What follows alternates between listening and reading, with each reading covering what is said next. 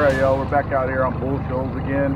We had some problems this morning. We forgot our life vest, so we had to go back to the house and get it. So super late start. As you guys saw, it's pretty dirty.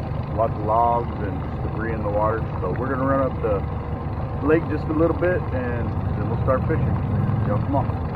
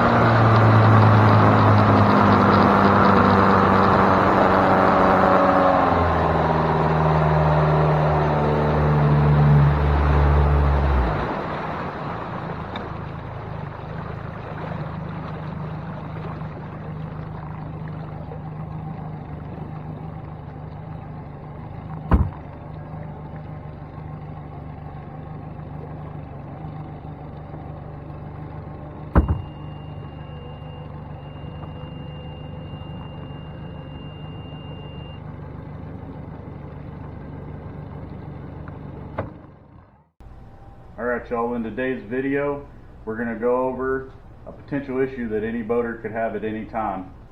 I ran through some crap in the water and I started getting an alarm.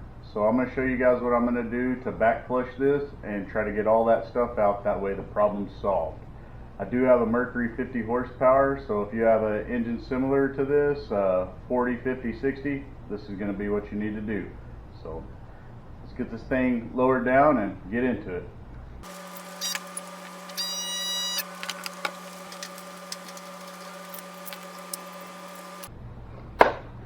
Alright you guys, so like I said in the intro, this could be an issue for any boater. Unloading at a shallow ramp, loading back up at a shallow ramp. Especially whenever you're in reverse, it can kick that stuff right into your openings where your water gets sucked in. Once that happens, you know, you can be running down the lake and all of a sudden just get an alarm like I did. So I know that I ran through some stuff, so I'm going to go ahead and do this and get it done. The way that you back flush this engine is you screw the water hose in right here, and first thing we're going to do is screw it in there and turn the water on full blast and let it run. You can run your engine on this at idle speeds for no longer than 5 minutes at a time. But we're not going to start the engine yet. We're just going to turn it on and let it back flush.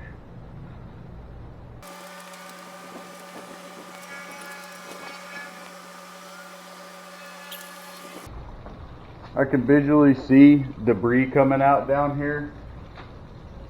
So I'm going to let this run like this for just a couple of minutes, and then I'll actually move to the next step that we're going to do.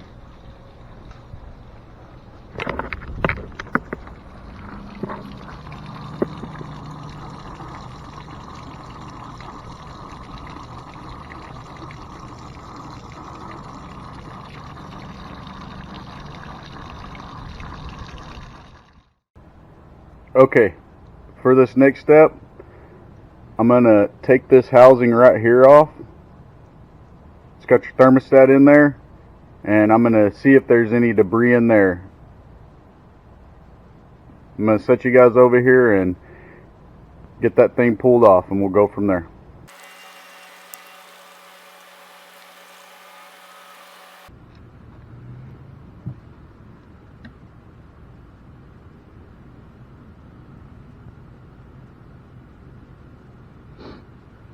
Alright, so right off the bat, you can see inside the thermostat that there's all that gunk.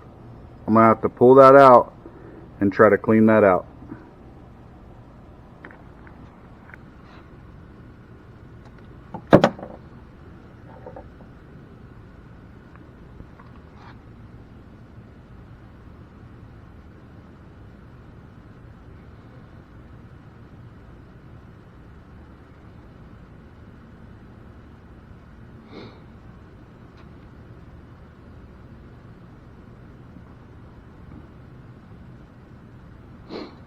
I'm going to take this into the sink and get it all cleaned up, and I'll be back out in a second.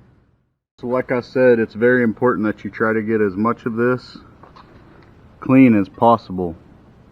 I got as much out as I can. The rest should flush through all on its own. I'll show you guys what it looks like in there. So it's pretty bad. I don't know if you guys are going to be able to see that or not, but I'm going to get my daughter out here to turn the water on so that I can video what happens whenever you turn the water on. I really hope that this video helps you guys, because it'll save you a lot of money in the long run. Alright, so I showed you guys kind of what it looks like here. I took a picture that I put up on the screen. I'm going to have my daughter turn on the water hose and we're going to watch this. You guys are going to be pretty surprised at what comes out of here if you've never seen this before. So I'm going to go ahead and get her to turn it on.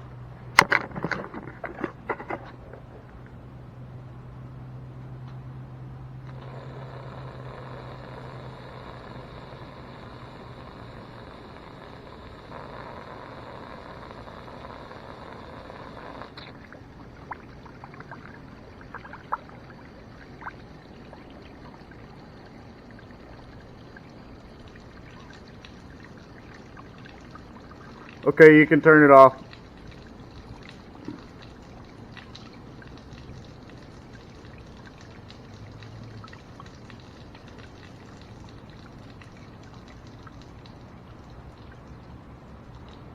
So all of that in the thermostat and that right there, we're blocking the flow for the engine to cool and know that it's getting the proper cooling that it needs. We got that flushed out, so I'm going to get this thing buttoned back up and we'll run it on the hose for just a minute.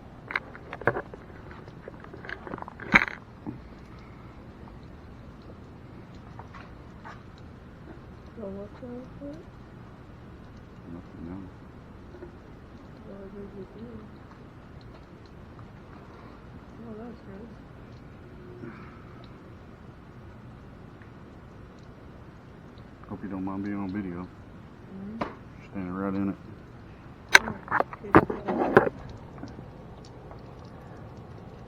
All that came out, plus what's on the rag and the bit that I showed you.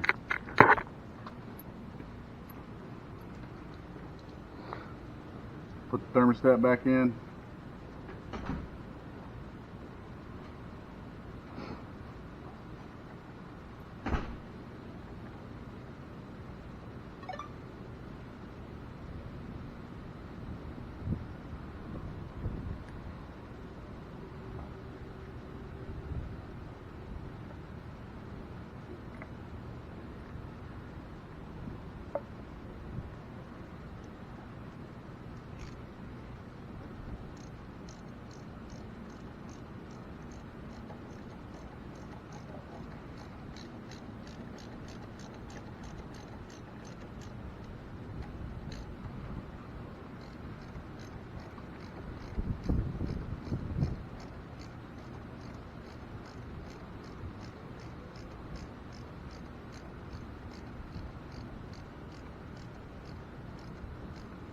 Make sure and tighten these up evenly and not over tighten them so that the gasket can do its job.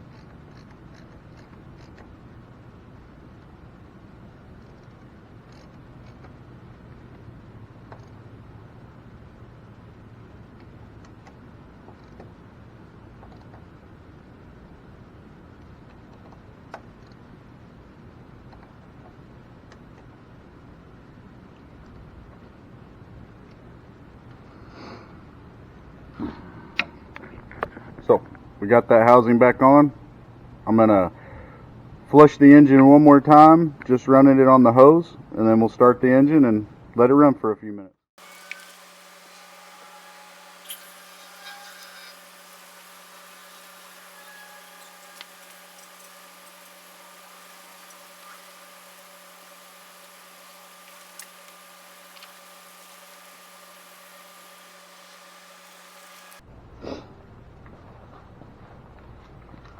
So in my opinion, if you own a boat, you should own a pair of these. I could run it right here on this, but I'm going to go ahead and hook it up to these and put these over the openings on the lower unit and make sure that I'm getting a good stream here and let it run. So let me get that hooked up and started. We'll finish her up.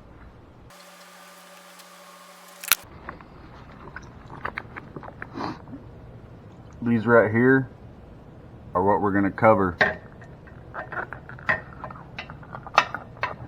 Just got to put it on there just like that. I'll go turn the water on and we'll be able to start the engine.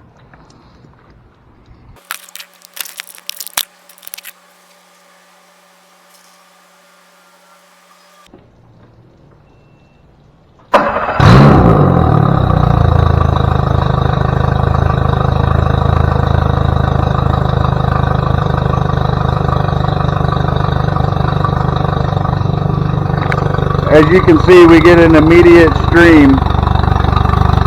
We're going to check to make sure there's no leaks on the thermostat housing. We're good there. We'll let this thing run for a few minutes and make sure no alarms come back.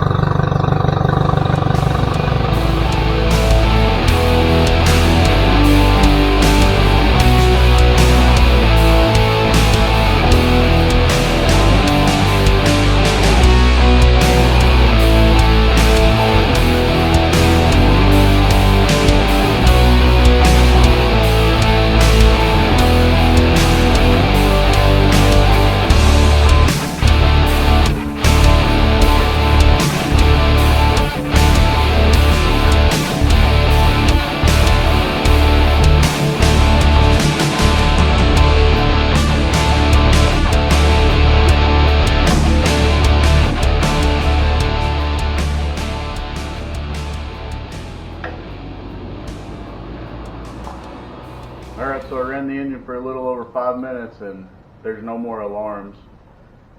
Like I said earlier, there's several reasons this could happen, and I'm a bass fisherman and I like to get into some nitty-gritty spots.